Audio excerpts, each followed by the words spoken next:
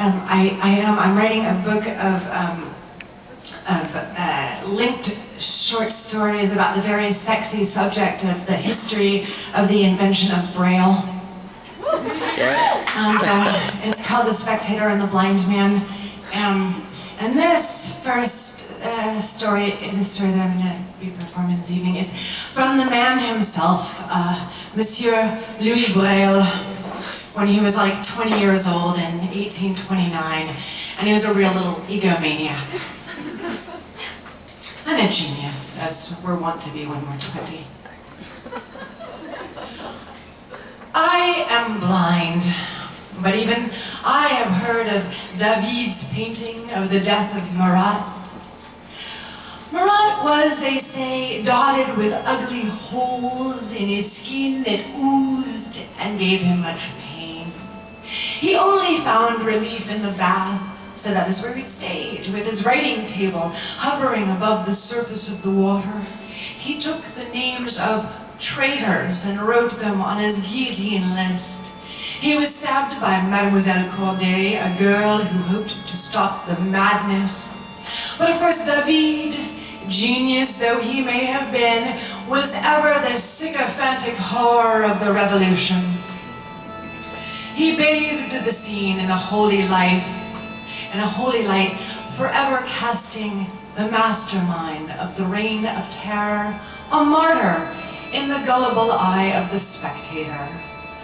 Once again, the eye deceives the mind.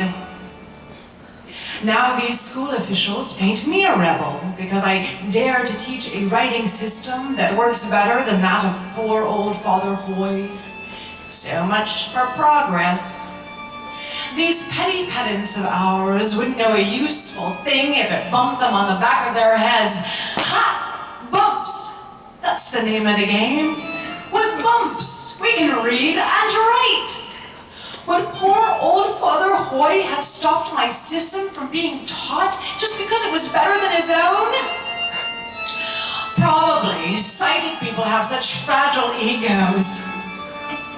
Even Captain Barbier, whose yarns are longer and have more strangling power than a python, got all prickly on me when I suggested improvements for his system.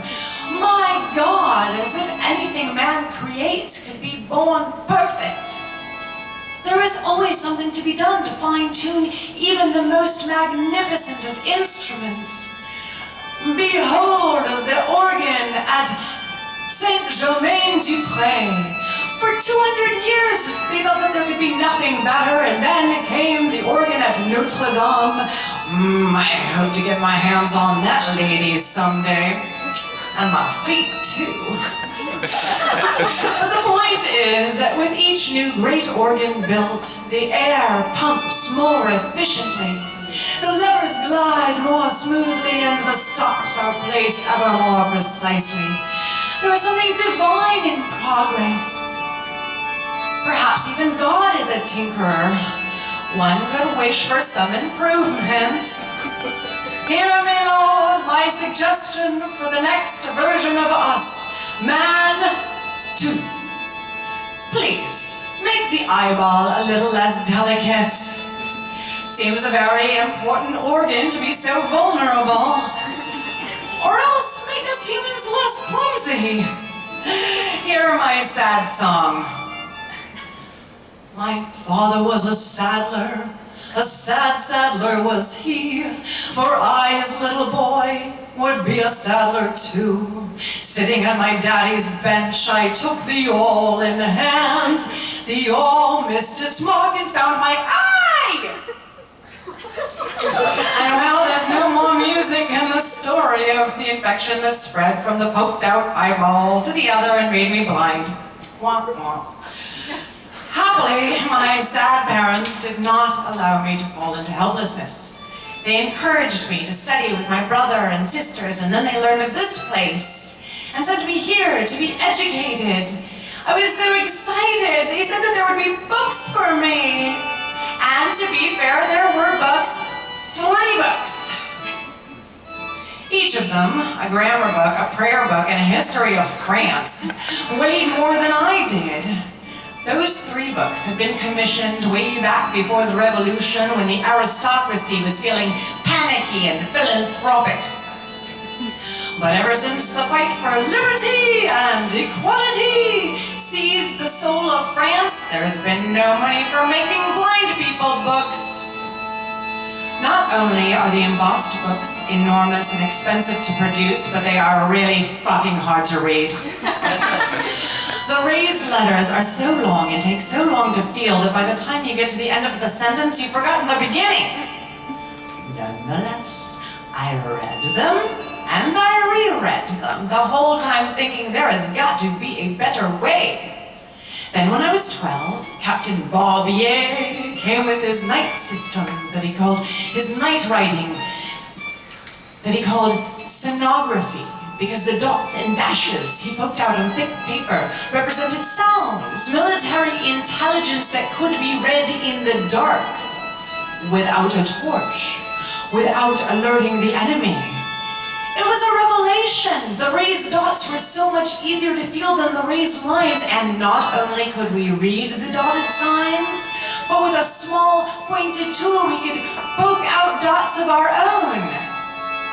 Still, there was room for improvement. The captain's system, while more compact than embossed Latin characters, was still too bulky, and the symbols corresponded to sounds rather than letters. In order to read like sighted people, we would need an alphabet. For 8 years, I've worked on my system, making it readable, making it easy to learn, making it into something that could be truly useful and life-changing. And what do I get? Grief from Barbier and obstinacy from my professors, culminating in this morning's circus presided over by our esteemed director, who, like Zeus and his gang of eternally jealous and squabbling gods, assaulted my blind alphabet while I sat like Prometheus with his gift doomed. Can you imagine it? 10 men arguing the fate of my invention with more gusto they would the fate of my head. They acted as if my dotted letters threatened the very existence of writing, as if the Latin script had been handed down to Moses with the 10 Commandments. But I give them too much credit. I know as well as anyone that it is not only ignorance but greed that squashes my invention's chances. There are contracts and handshakes of which I will never be privy. So be it. In the end, my bumpy little system does not need their support. That is, dare I say, the genius of it. We can poke out our letters without books. But some books would be nice! And yes, I have noticed that the instruments I use to poke my alphabet look a lot like a little awl. The irony is not lost on me. It is a very clever awl that pokes holes in whatever it is asked. Saddles, harnesses, belts, boots, corsets, hearts, eyes, minds, time. Damn them and their small sights. In the end, I would not trade my blindness for theirs. I shall accept the burden of my prophetic vision, as have so many of my blind brothers before me. He would have laughed to have seen me point at them in my tribunal and say, "You are all no better than a lot of Oedipuses, and I, like Tiresias, warn you of your mistake and warn you of your folly, and step back and reconsider it." Of course, they would not have liked that at all. Not at all. No matter. They stare at the future with eyes no blinder than mine. For I see bump, no bump. Bump, no bump. Bump, no bump. Bump.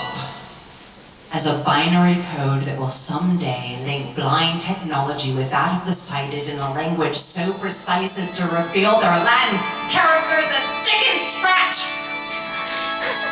My blind eyes, therefore, the ultimate all.